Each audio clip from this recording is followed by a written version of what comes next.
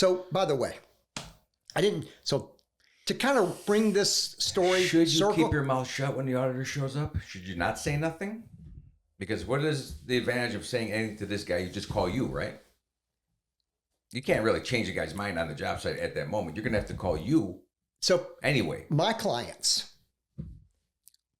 when they have an audit, so on my complicated clients, I go to the audits because I know they have a lot of class codes, and look, I believe, these auditors are always trying to do the right thing, right? What? Okay, go ahead. I do. All right. But sometimes there might be a baited question. Sometimes there might be something and it's a slippery slope. Sometimes somebody will go, well, this guy does this 99% of the time and only 1% of the time does he pick up a hammer. He's a carpenter. Yeah. He's in the office, but every once in a while. So that every once in a while doesn't work. Everything's black and white. No gray area no more. There's no gray area. So quite honestly, if it doesn't... he picked up the hammer to threaten the auditor. That would be probably the only thing that happened. So I would say, can we just change this guy's description? That 1%, can we give it to a carpenter and let him do it? So a lot of times, some of this stuff is just a matter of changing job description. And look, the truth of the matter is, an owner of a company will pick up a hammer. Right. It doesn't make him a carpenter, right? That's it. And so... But why did they become like that? Why did they become? Let me go back to the concrete guy, because this is how complicated this has gotten. So now the carrier said to me, you need to bring NCCI in. So that's like the governance board, right? They're the ones that write the class codes, and they say, you're in this flat concrete work if you do this, and if you're doing elevated, you're in this concrete code. So I said, let's bring them in. So the workers' comp carrier goes, yeah, we're not paying for it. You have to pay for it. No, which is fine, because I'm working on premium recovery. They owe $109,000. I'm going to get them some money back. Right. A lot. So, and we split that back. So it's okay. So, and guess what the guy from NCCI said? They should have this code, this cheaper code. Yeah. And then he makes that ruling. Does now it happen? I still got to go to dispute resolution. They still want to fight it. Wow. Right. So I still have to spend my time putting together. I mean, it's like going to court. The auditor should realize, in the big picture, do you not want to shop at a BJ's? Let me tell you this about this auditor. Because if you keep making it so hard to build buildings, contractors are going to quit.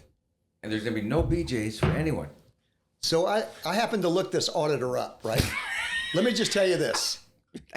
He's going through the BJ. I'm not paying attention to the BJ story. It's a warehouse. It's a warehouse. That's right. So, but what's happening now is, literally, I've gone through, I've got NCCI in there. They've agreed with me, but I now have to put together, and it's kind of like going to court. And you say, here's my case to support my concrete contractor. And they're involved in this conversation too. So we get them involved, we got pictures involved, and I'm not sure what grounds they're going to stand on. I have no idea what they're going to do. But it's a slam, look, it is a slam dunk. There is no doubt. And why they do it, I don't know. But if you've got people purposely doing this stuff, how many times do you see mistakes on this stuff? It's kind of the same point. It's out there everywhere. I mentioned... I mean, your client, basically, that is very simple. They have the actual ground to stand on because they poured it. That is so deep. That is really strong. So I need to get you involved in this Teams call with NCCI. Part of this. As part of it. That's why I'm pointing at this. Is that yes or no? Is that off the ground or on the ground? I mean, it's about that simple. That's it. I agree. So it is that. That's what's going on. But that's why, as insurance agents. Let me just say this: their agent should be going to the audit. He's the look. This is 2 audits that their agent should have fixed the first one. Yeah. They owed 40-something thousand on the first one. Now they end on 59,000 on the second audit. So these are 2 years back to back.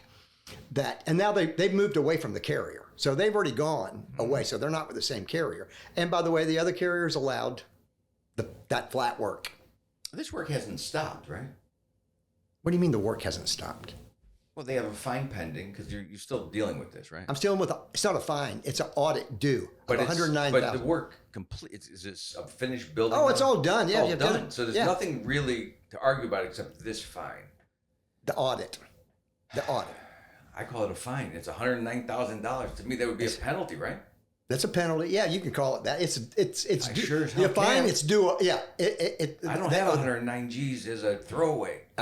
That's a big penalty to me. So Yep. the building didn't get stopped. It's just we're going to continue, right? Because I'd be like, wait, whoa, 109,000. I'm done. I'm out. I quit the job. I break up the concrete. I go home. I take my ball.